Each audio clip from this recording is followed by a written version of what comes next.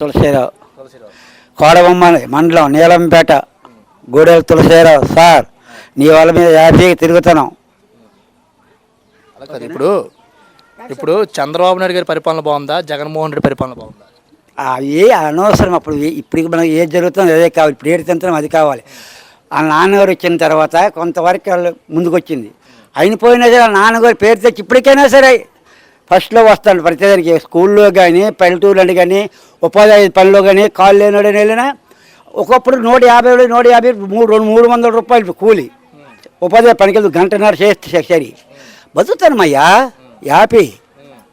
పథకాలు మీకు ఏమైనా వస్తున్నాయా? పథకాలు మరి ఏం పథకాలు వస్తున్నాయి మాకు ఇప్పటికి? పథకాలని మామూలుగా ఏవో వస్తుంటాయి. నాకు పథకాలు నాకే మామూలు పెన్షన్ వస్తుంది. పెన్షన్ వస్తుంది. పెన్షన్ వస్తుంది. ఆరోగ్య మన వచ్చింది అయిన తర్వాత అని కాలు కూడా యాపీగా అయింది. ఆరోగ్యశ్రీ ద్వారా కాల్ బాగైంది అయిందండి మనకి అది అంతవరకే. మరి నెక్స్ట్ జగన్ వస్తాడా? మరి మేము శ్రీకాకుళం జిల్లాలో నాకు కోడమాల మండలమే ఉన్నాం. అంతే వచ్చినాడు నువ్వు దగ్గర మహా పాపాడుతో దగ్గర. అది పోయిన తర్వాత కుర్రోడికి చిన్న జాబ్ ఇక్కడ దొరికింది. ఇక్కడికి వచ్చినాము. నేను వచ్చి సంవత్సరం అయింది. మొన్న యాక్సిడెంట్ అయిపోయింది. నేను అక్కడే ఉండలేవాడిను. ఆ నాన్నగారు వచ్చినప్పుడు పలాస దాకా వెళ్ళాం, ఇచ్చప్ర దాకా వెళ్ళాం.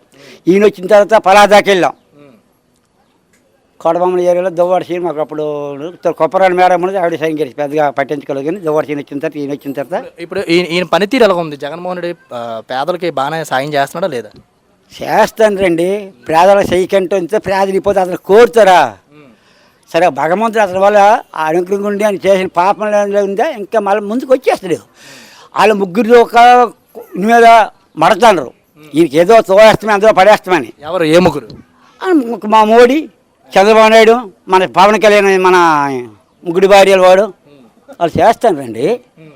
కానీ అదృష్టం భగవంతుడు ఉండి అతని వల్ల అది సరే అంతవరకే నా ఓకే. దేవుడు నడిపిస్తారంటారు? దేవుడు ఉన్నాడు. దేవుడు కంపల్సరీ అనుకున్నాడు. కొద్దిగా నాకు శివుడు కూడా ఉంది. అది సరే.